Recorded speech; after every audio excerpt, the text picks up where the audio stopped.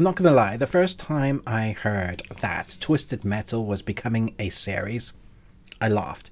And then I heard that Anthony Mackie was going to be one of the leads, and I just couldn't quite picture it. But having seen all 10 episodes, I can say that I feel somewhat different now. Twisted Metal follows a motor-mouthed outsider offered a chance of a better life, but only if he can successfully deliver a mysterious package across a post-apocalyptic wasteland. What I can say about this series is it's very well paced. It's also building a world, so this isn't a one and done.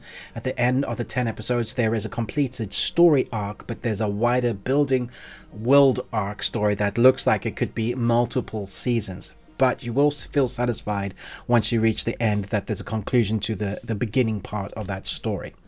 Now we have actors in here that I wasn't expecting to actually enjoy in these roles. Not that I don't like these actors, but when I heard Anthony Mackie, like I mentioned earlier, was going to be the lead, I just didn't see him. I'm used to seeing him in roles like in the MCU and seeing him, convert to this wise-mouthed, quick-witted dialogue character that has to carry a series really that's action heavy. Action I get, we've seen him do some action, but this type of dialogue character, I just didn't know how it was going to work.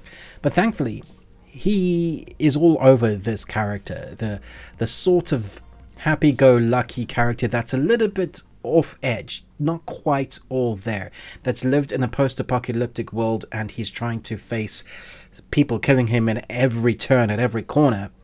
That is the type of man we have here, that the dialogue and the banter is quick-witted as well as the episode time. So there's only like half an hour per episode. So it never has padding. It's always rushing to the next storyline. But you don't feel like the storyline is rushed. There's enough time given, even in some of the episodes where they slow down the pace massively, just give us dialogue and they give us characterization. But then it hypes it up again to 11, cranking up that dial to the craziness. I was amazed at the camaraderie between Anthony Mackie and some of the other actors that we have in here, particularly that of Stephanie Barretts, who plays Quiet. She is fantastic in this. Their banter and their bickering, their back and forth, their characters are very focused on them becoming a formidable team, but they have a lot of crap to work out, and you believe it, like once they get there, we've earned that. And their dialogue is cheesy for the most part, and that dialogue is something you'd find in a post-apocalyptic series or movies like Mad Max, Lethal Weapon, that sort of dialogue that you'd come to expect with maybe a cop duo or those buddy cop sort of movies. That's what you get in here. The series doesn't take itself seriously at all either, and it shouldn't, because the stuff that we're getting here, one of the main characters which we would have had to have in a Twisted Metal series, Joe Siona, who is a wonderful wrestler, plays Sweet Tooth, who is our clown. Now the amount of actors in here that I think are excellent. Joe Siona is brilliant. I think he steals it. There is again these little partnerships throughout the series that work, and when these characters kind of mix together, that's when the series is working best, when we're focusing on those partnerships. We meet another character by actor Mike Mitchell, who plays Stu. And Stu is this lovable character that's kind of having life beaten on him constantly.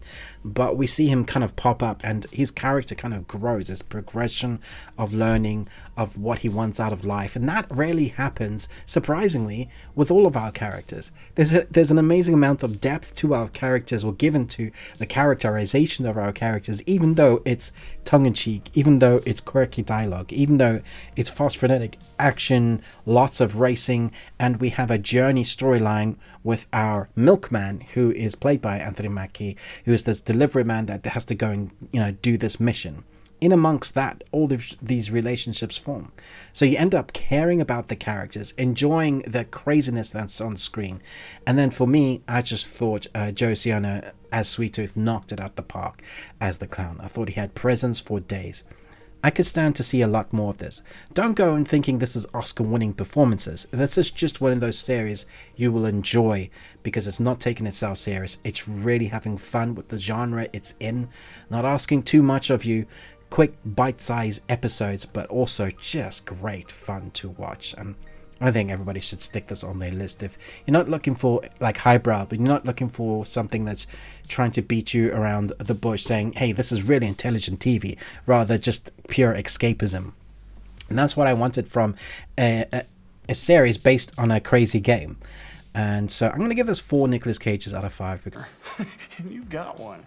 Congratulations. I really enjoyed it. It's a different type genre. It's not, Oscar-winning performances, but it is really entertaining. So let me know your thoughts down below. Thanks so much for watching. But most of all, until next time, remember, live long on Tuesday.